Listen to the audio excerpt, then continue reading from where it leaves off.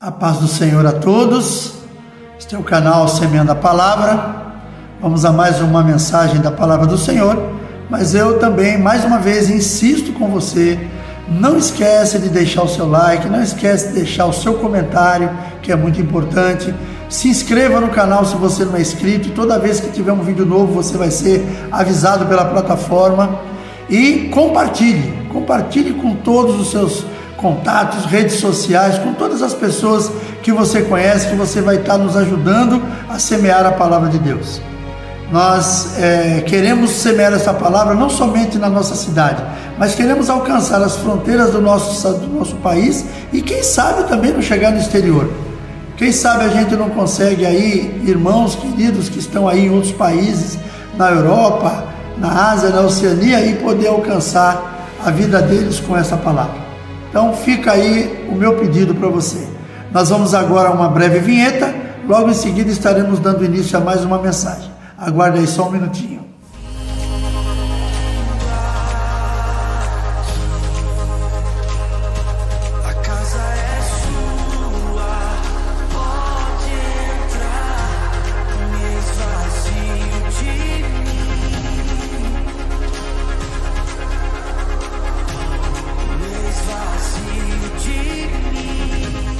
Muito bem, obrigado por você ter me aguardado até aqui. Nós vamos fazer a leitura rápida aqui da palavra do Senhor. Se você tiver de posse da sua Bíblia, abra comigo no livro de Mateus capítulo 7, nós vamos ler do verso 21 ao 23. Mateus capítulo 7, do 21 ao 23, diz assim a palavra do Senhor: Nem todo que me diz Senhor, Senhor entrará no reino dos céus, mas aquele que faz a vontade do meu Pai que está nos céus. Muitos naquele dia vão me dizer, Senhor, Senhor, nós não profetizamos em seu nome? E em seu nome não expulsamos demônios? E em seu nome não fizemos muitos milagres? Então lhes direi claramente, eu nunca conheci vocês. Afastem-se de mim, você que pratica o mal. Amém? Queridos, é uma mensagem até certo ponto, é uma mensagem de alerta para todos nós. Uma mensagem, com certeza, da parte de Deus, mas que nos traz um alerta. Muito importante a gente entender isso. Título dessa mensagem: prepare-se para o amanhã. Nós não sabemos o dia de amanhã como é que será, mas nós precisamos estar preparados para ele. Nós precisamos estar preparados para qualquer situação. Às vezes nós nos preparamos para tantas coisas, né? Nós nos preparamos aí para uma festa, nos preparamos aí para uma final de campeonato do nosso time de futebol, nos preparamos para o Natal, o Ano Novo, nos preparamos para o aniversário dos filhos, nos preparamos para uma série de coisas. Mas uma coisa, muitas vezes nós não estamos preparados, é para a morte e para a espera da vinda de Jesus. E esta palavra ela vem trazer algo nesse sentido para nós. O texto que nós lemos, ele fala de algo que precisamos estar sempre atentos, pois chegará um dia em que nos apresentaremos diante do Senhor para prestarmos contas. Daí, o que você tem a dizer em sua defesa? Esse é o problema.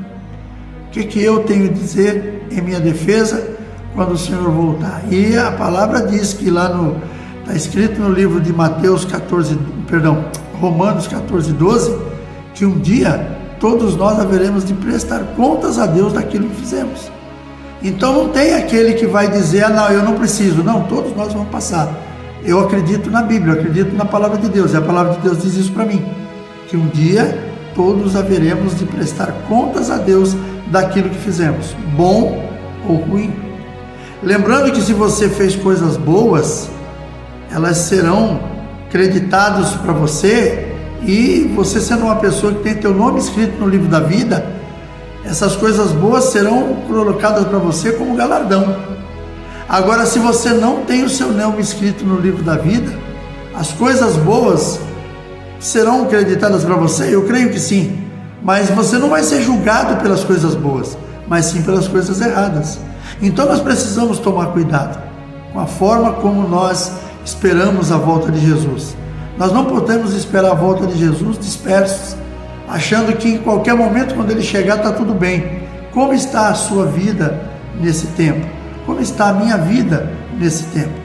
Eu não posso achar que Jesus vai me avisar antes de chegar, que Ele vai chegar para que eu possa me preparar. Não, eu tenho que me preparar agora. O meu preparo tem que ser nesse tempo. Eu tenho que fazer as coisas certas, eu tenho que buscar o que é certo, buscar a presença de Deus é agora. Não é depois, quando as coisas já não tem mais jeito. Porque a palavra de Deus também fala, lá no livro de Hebreus, capítulo 9, no verso 27, que ao homem foi ordenado morrer apenas uma vez, seguindo-se depois disso o juízo. Então, o que eu tenho que fazer, o meu preparo para que eu possa alcançar as mansões celestiais é agora.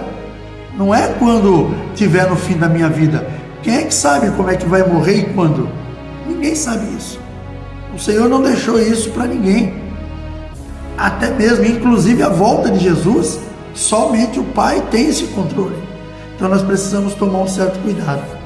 E o que nós podemos tirar de ensinamentos desse texto que nós lemos? Primeiramente, o próprio verso 21, ele já deixa bem claro: nem todo que diz Senhor, Senhor entrará no reino dos céus. Ou seja, não adianta a pessoa se vestir de cristão, muitas vezes andar até mesmo com uma Bíblia na mão, frequentar uma igreja, fazer parte aí de uma comunidade cristã, mas o coração dela está todo podre. Jesus fala lá num determinado momento lá com os fariseus, que eles eram igual sepulcros caiados. Por quê? Por fora, pintado, bonito, né? Por dentro, o que tem dentro de um sepulcro? Pessoas, corpos apodrecendo, sendo deteriorados. E assim é muitas vezes a vida das pessoas.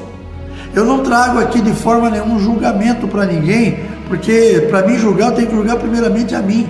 Então, antes que eu venha fazer um julgamento meu, eu tenho que corrigir aquilo que está errado, aquilo que está em falha.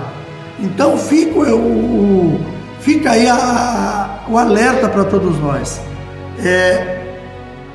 Não adianta você estar numa igreja, porque um dia nós vamos chegar, se estivermos vivendo da forma errada, vamos chegar diante do Senhor e dizer para Ele aquilo que a palavra nos diz. Poxa, Senhor, mas espera um pouquinho, em seu nome eu profetizei, em seu nome eu expulsei demônios, em seu nome eu fiz milagres. E o Senhor vai dizer, como lemos aqui no último capítulo, na última parte do capítulo: aparta de mim, você que fizeste o mal, eu não te conheço. Então a gente precisa olhar isso com muito cuidado hoje. Não é deixar para frente, para fazer mais para frente, não, é agora. É agora que nós temos que olhar tudo isso. Então o que esse verso pode, o que nós podemos refletir através desse verso que nós lemos? Primeiro, o que eu fiz até agora foi para o reino ou para os homens? Queridos, tem muitas pessoas que elas fazem para ser visto. A Bíblia fala de aqueles homens que oravam nas esquinas, em voz alta, dentro do templo, e para serem vistos pelos homens. Então, se você faz alguma coisa desse tipo para ser visto pelos homens, você está fazendo errado. Você não tem que fazer preocupado o que o homem vai pensar. Você tem que fazer aquilo que é justo, mas focado no Senhor, não na justiça do homem, focado na justiça divina, a justiça que um dia vai me mandar para a glória de Deus, vai me mandar para as mansões celestiais. Não a justiça do homem, que a justiça do homem fica na terra. Aqui na terra não vai mudar nada. Você não vai mudar nada nessa terra usando a justiça divina, usando a justiça do homem. Você não vai mudar nada na tua vida se você usar a justiça do homem. Então, vamos partir para outros horizontes, vamos olhar a justiça de Deus. Quando fizer alguma coisa, faça para Deus, não faça para os homens. As pessoas, muitas vezes, elas entregam um grande dízimo numa igreja, e às vezes ela faz até questão de que as pessoas saibam que aquilo está acontecendo. A própria Bíblia nos diz: o que a mão direita fizer, a esquerda não precisa saber. Então nós temos que tomar essa decisão, sabe, de fazer as coisas para Deus, e sim, somente para Ele. E aqui quando eu fiz essa pergunta, o que fiz até agora foi para o reino ou foi para os homens? Isso precisa estar muito bem formado dentro de nós. Por quê? Porque senão nós vamos ficar fazendo as coisas para ser visto pelos homens. E nós não precisamos disso. A segunda reflexão que eu faço: que frutos deixei para a próxima geração? Que frutos eu estou deixando para as próximas gerações? Eu não tenho que deixar frutos mostrando para ninguém que eu sou capaz de orar por alguém ser curado, ou de eu expulsar demônios, nada disso, ou de profetizar. Não é isso que eu tenho que deixar para as próximas gerações. Eu tenho que deixar um coração saudável, mostrar através da minha vida atitudes saudáveis que possam fazer com que as pessoas me sigam e dizer: não, eu quero fazer igual ele está fazendo. Mas não é profetizando, não é expulsando demônio, não é querendo fazer milagres em nome de homens que a gente vai conseguir isso. Porque quando a gente faz em nome do Senhor, isso não precisa ser visto. Ele vai gerar uma fé automaticamente, porque as pessoas vão ver aquilo que aconteceu. Agora, se você quiser que as pessoas vejam você fazer, aí a história é outra. Então nós precisamos fazer isso. A outra situação é a sequência do verso 21, que diz que entrarão no reino aqueles que fizerem a vontade de Deus. É isso que Jesus está falando para eles. Quando ele fala na primeira parte do verso, que eles dizem: não entrarão aqueles que me chamam Senhor, Senhor, não entrarão no céu, a não ser que tenham feito a vontade do Pai. Então é fazendo a vontade de Deus e não a vontade dos homens. Não é fazer as coisas para ser visto pelos homens, como muitas vezes acontece. Então nós temos que tomar cuidado. Primeiro, será que profetizar em nome de Jesus é o suficiente para que um dia alcance as mansões celestiais? Isso vai me levar para o céu? Eu não estou dizendo que profetizar está errado, não. Profetizar, se Deus colocou no teu coração, profetize sim. Profetize aquilo que Deus mostrou para você, aquilo que Deus falou, sabe? Claro que você tem que saber usar as palavras certas, para que aquilo não se configure numa situação que você queira se exaltar. Mas a exaltação tem que ser ao nome de Jesus. Então, quando você fizer alguma coisa em forma de uma profecia, profetize na vida de alguém, lembrando que profecia ela está ligada intimamente à palavra de Deus. Nós não vamos ver profecias aí ligadas a coisas desse mundo. Então, cuidado com a questão da profecia. Então, será que profetizar em nome de Jesus seria o suficiente, como aquelas pessoas falaram para ele? Em teu nome profetizamos? Não, não é. Porque, ou então, expulsar demônios pode levar alguém para a eternidade com Jesus? Também é outra situação. Ou mesmo milagres que foram feitos, que a pessoa fez, porque ela foi na casa de alguém que estava muito doente, e ela chegou ali, impôs as mãos sobre aquela pessoa, e aquela pessoa foi curada. Aí as pessoas: nossa, olha, o irmão fulano tem o poder da cura. E quando vai na pessoa, a pessoa vai sorrir, dizendo: sou eu mesmo.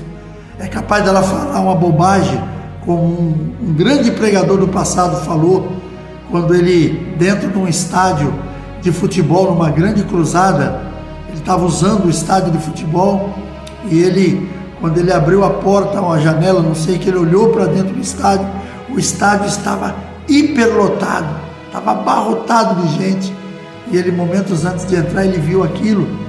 Ao invés dele falar alguma frase do tipo: que hoje o nome do Senhor seja louvado, que hoje o nome do Senhor seja exaltado, que vidas se dobrem diante deste nome que tem todo o poder. Não, sabe o que ele falou? Ele olhou, viu aquilo e falou: realmente Deus precisa de mim. Quando ele falou aquilo, acabou o ministério dele, um ministério fabuloso que essa pessoa tinha. Mais tarde, pelo que eu sei, ele se retratou com Deus, ele se retratou com a igreja, porque ele caiu devido à sua colocação. Porque Deus usa homens, ele não vai mandar um anjo descer do céu para fazer a obra que ele acreditou para nós, mas a obra nós fazemos em nome dele, para ele, para o reino dele e não para nós. Então é uma coisa muito importante. Nós temos que tomar muito cuidado quando a gente ouve pessoas. Nós não podemos acreditar para aquela pessoa aquilo que está sendo feito, porque se está feito em nome de Jesus, É Jesus que é o que tem que ser louvado e adorado, não aquela pessoa. Então, eu acredito que nada disso é relevante se o coração do homem não for bom. O próprio Senhor fala na sua passagem, nessa passagem lá no final: eu nunca conheci vocês, afastem-se de mim, vocês que praticam o mal. Ou seja, ele fala de pessoas aqui que faziam coisas em nome dele, mas não era para ele. Sabe como é que funciona isso? Já parou para analisar? A pessoa faz alguma coisa em nome de alguém, mas não é para aquela pessoa. Como essas pessoas faziam em nome de Jesus, mas não era para o reino. Então isso precisa ser levado muito a sério. Nós precisamos olhar isso com grande cuidado. A minha vida, como é que a minha vida está nos dias de hoje? O que eu tenho feito para Deus tem sido realmente para Deus? Ou eu tenho feito para mostrar para os homens que eu posso? Sabe? Então tudo isso nós não podemos abrir mão e simplesmente deixar que as coisas sigam um curso natural dessa terra. Não!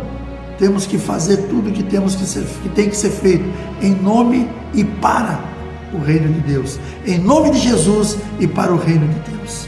Então, quando a gente olha, eu acredito que nada disso é relevante se o coração do homem não for bom. Aí nós podemos ver a parábola das 10 virgens. Eram 10 virgens.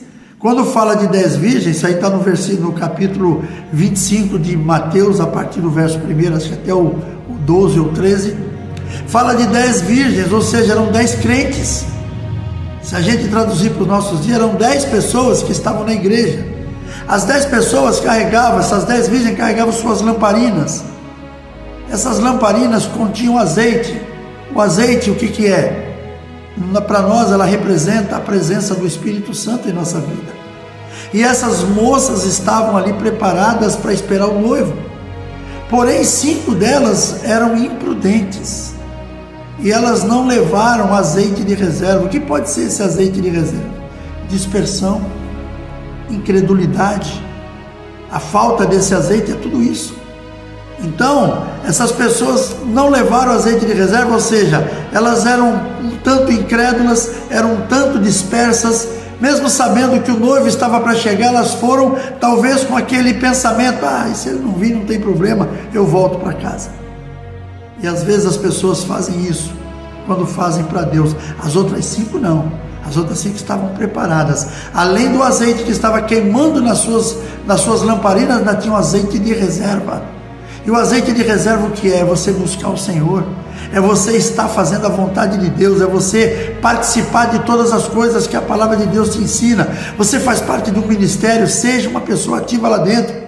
Talvez você não seja um obreiro decretado pelo ministério, mas você pode fazer a diferença. Você pode ser uma pessoa de oração. Não perca, não deixe de participar de uma célula, não deixe de participar de um círculo de oração, não deixe de participar dos eventos que o teu ministério proporciona. Por quê? Porque tudo aquilo é busca pelo Senhor. E às vezes as pessoas simplesmente se dispersam nesse momento. Outra situação também que a gente pode ver que está bem parecida com isso, e essa é um pouco mais complicada, é quando acontece o julgamento, que é mostrado no mesmo capítulo 25, a partir do verso 31, quando diz que na volta do Filho do Homem, ele diz assim: na volta do Filho do Homem, ele vai juntar as nações, e ele vai fazer como o pastor faz com as ovelhas, separando as ovelhas dos bodes.